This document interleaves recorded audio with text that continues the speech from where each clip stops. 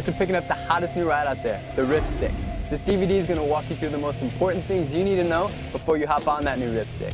From safety and how to ride to advanced riding techniques. Make sure you watch this DVD all the way through and understand all the warnings, instructions, and safety topics before you go ride.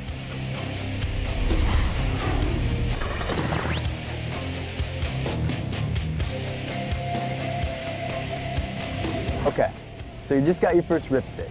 Now the wheels on the bottom are attached to casters. Like all wheeled sports, casterboard riding can be a very dangerous activity, so pay close attention to all warnings and cautions. First off, always wear your safety gear. Knee pads, elbow pads, wrist guards, a helmet. You also want to make sure you're wearing a good pair of sneakers with a rubber sole. Avoid water, speed bumps, sand, and cracks. Basically, like inline skating or skateboarding, you want to ride on a nice smooth surface.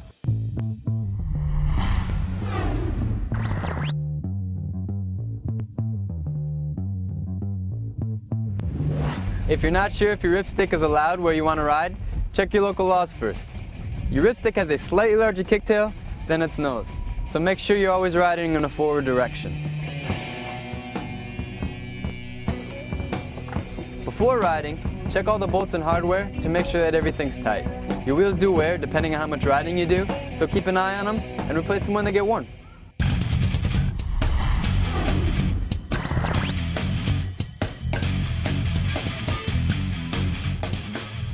So you're ready to rip? Here's the breakdown.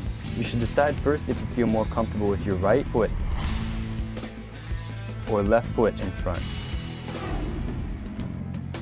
Place the Ripstik on the ground facing forward and let it rest on its side so that it's leaning towards you. From a standing position, place your front foot on the front part of the deck right above the front caster wheel. You really want to make sure your foot is centered on the board and not hanging over too far in either direction.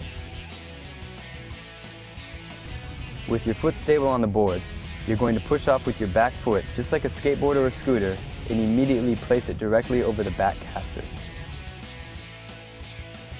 Getting up to speed, which equals stability. If your foot is not correctly centered, stop, reposition your foot, and start again.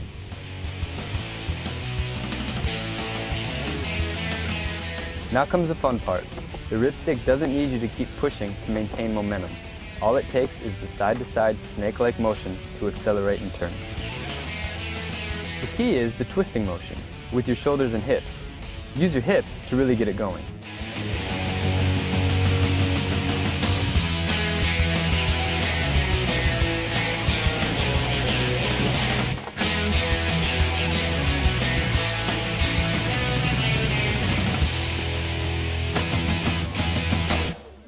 Turning is guided by your front foot, shifting your weight toe side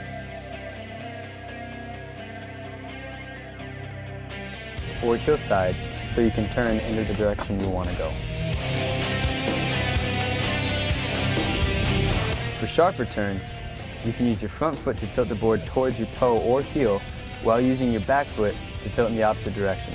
This will allow you to make super tight turns on a dime. When you're ready to stop, you spring the Ripstik into a smooth, controlled 90-degree turn and gently step off. The Ripstik is self-propelled, which means you can cruise up a hill with it or just kick back and carve on a nice downhill ride. And just remember, you don't want to take on any hills until you've mastered control of the Ripstik. And there you have it, the A through Z is on riding your new Ripstik.